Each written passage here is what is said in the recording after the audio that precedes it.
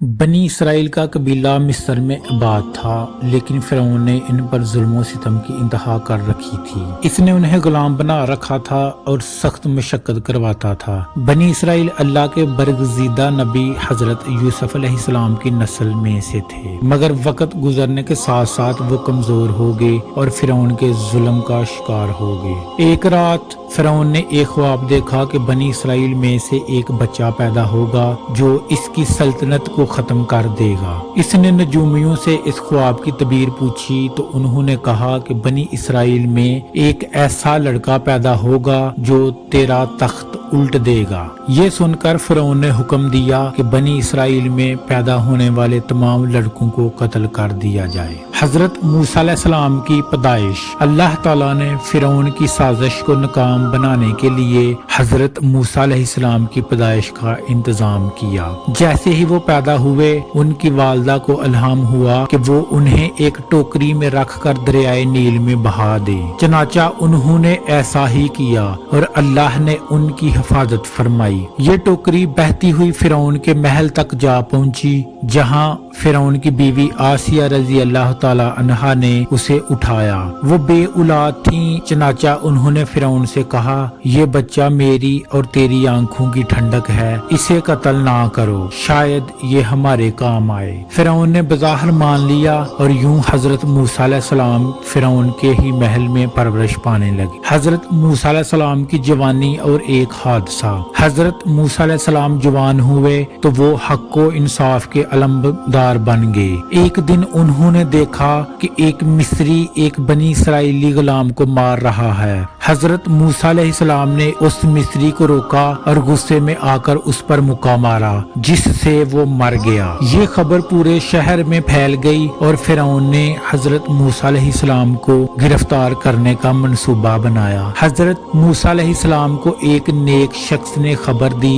کہ فرعون انہیں قتل کرنا چاہتا ہے، اس لیے وہ مصر سے نکل جائیں۔ چنانچہ وہ مدین کی طرف روانہ ہو گئے۔ حضرت موسیٰ علیہ السلام کی مدین میں قیام۔ مدین پہنچ کر حضرت موسیٰ علیہ السلام نے ایک کنویں پر کچھ لڑکیوں کو پانی بھرنے میں مشکل کا سامنا کرتے دیکھا۔ وہ آگے بڑھے اور ان کی مدد کی۔ یہ لڑکیاں حضرت شعیب علیہ السلام کی بیٹیاں تھیں۔ حضرت شعیب علیہ السلام نے حضرت موسیٰ علیہ السلام کو اپنے ساتھ رہنے کی دعوت دی اور اپنی بیٹی کا نکاح ان سے کر دیا۔ حضرت موسیٰ علیہ السلام مدین میں کئی سال رہے، پھر اللہ تعالیٰ نے انہیں دوبارہ مصر واپس جانے کا حکم دیا۔ اللہ سے ہم کلامی اور نبوت۔ واپسی کے سفر میں حضرت موسیٰ علیہ السلام کو کوہ طور پر اللہ تعالیٰ نے نبوت عطا فرمائی اور انہیں فرعون کے پاس جا کر بنی اسرائیل کو آزاد کرانے کا حکم دیا۔ اللہ تعالیٰ نے انہیں 2 معجزات عطا کیے،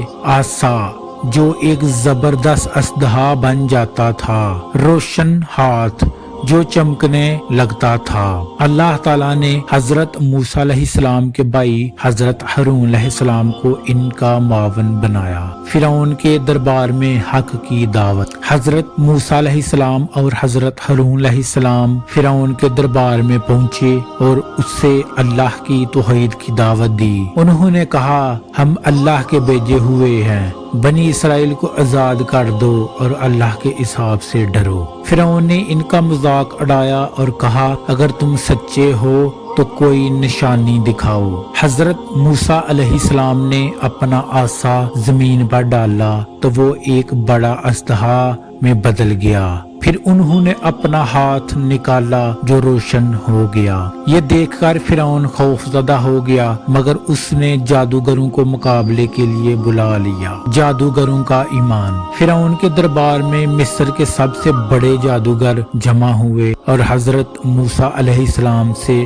مقابلہ کیا۔ انہوں نے اپنی رسیاں اور لاٹھیاں زمین پر پھینکی جو جادو کی طاقت سے سانپوں کی طرح لگنے لگی۔ حضرت موسیٰ علیہ السلام نے اپنا عصا پھینکا جو تمام جدائی سانپوں کو نگل گیا۔ جادوگر فوراً سمجھ گئے کہ یہ جادو نہیں بلکہ سچائی ہے۔